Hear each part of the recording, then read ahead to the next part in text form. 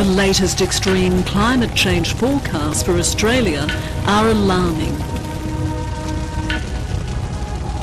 More droughts, more bushfires, more cyclones, more heat waves, more disease. Well, I think the government just hasn't yet understood that it's urgent and that there are uncertainties which might be at the high end and which might be disastrous.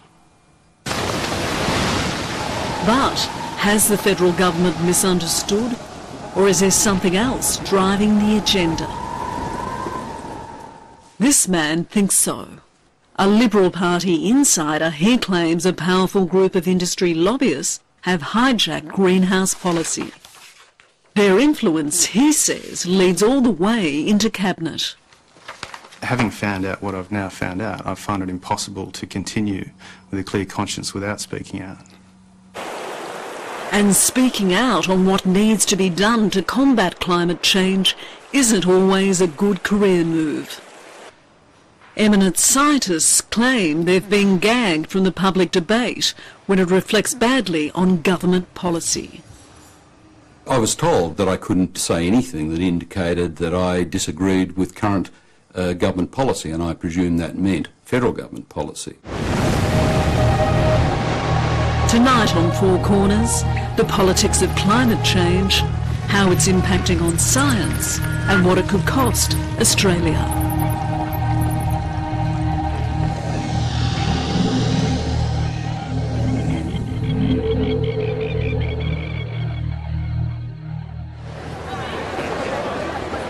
On your left-hand side.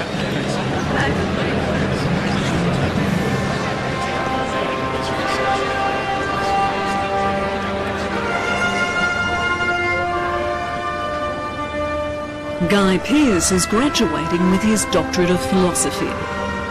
His focus, how special interest groups try to influence government policy. And Guy Pearce knows more than most about the inner workings of government. He's worked for several Liberal politicians.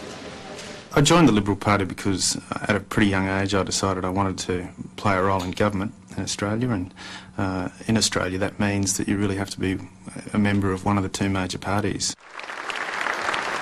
Guy Dougal Pearce. After completing his Masters in Public Policy from Harvard University in 1996, Guy Pearce has mostly worked for government and industry. One of the highlights of his career was working as a speechwriter for a former Environment Minister, Senator Robert Hill. It was a great time to be involved in one of the top priority issues. And also for me, Senator Hill had been a mentor for many years, and it was a wonderful opportunity to work for him. But it was during his time working for government that Guy Pearce first noticed a powerful group from the top end of town. They were lobbyists from the high energy using industries who seemed determined to undermine the Environment Department and block any greenhouse reforms. They were well connected to other government departments, but just how well, Guy Pearce didn't realise at the time. It wasn't clear to me just how and why they were having such influence, and that only became apparent more recently. In 2001, Guy Pearce left his job at the Federal Environment Department to research his doctorate. To support himself, he also worked as a consultant for the Business Council of Australia and for industries including sugarcane and timber. But in his doctorate he focused on business groups with a vested interest in government policy on climate change. I've been around the traps in Canberra a reasonable amount of time. I know how government operates from a range of different perspectives. Through my interviews for my PhD research, I think a lot of my naivety was washed away. What the former government insider discovered surprised even him. After much consideration, Guy Pearce decided to talk to Four Corners. I had to weigh up a lot of issues. I've thought long and hard about going into politics myself one day, and certainly the opportunities are there, and that might now change. What, because you're speaking out? Sure. Sure, it might be that I don't get the same level of encouragement that I have had in the past. I also work as a lobbyist here in Canberra, and mostly for industry clients and for government. I've got contracts with government and business at the moment, and it may be that I will lose some work over speaking out. He believes Australia isn't doing enough to reduce emissions because greenhouse policy has been hijacked. In my experience, there's no question that this access that the fossil fuel industry has enjoyed and their influence over greenhouse policy in Australia is extraordinary. There is a view that Australia is not doing enough to reduce emissions on greenhouse.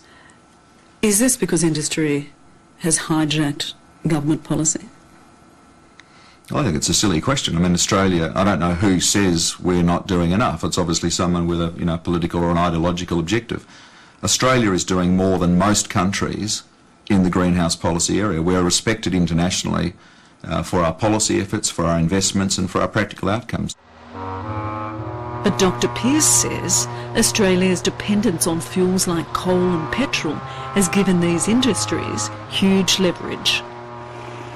Coal is Australia's largest commodity export, last year earning about $18 billion. Australia exports more than twice as much coal as any other country, so they're burning our coal in these developing countries. So that means that we have arguably an even greater responsibility to respond to this problem.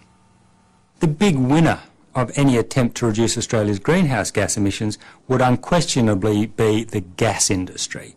Gas has about half of the greenhouse gas emissions per unit of electricity generated compared to coal. Most of Australia's electricity is also supplied by coal-fired power stations.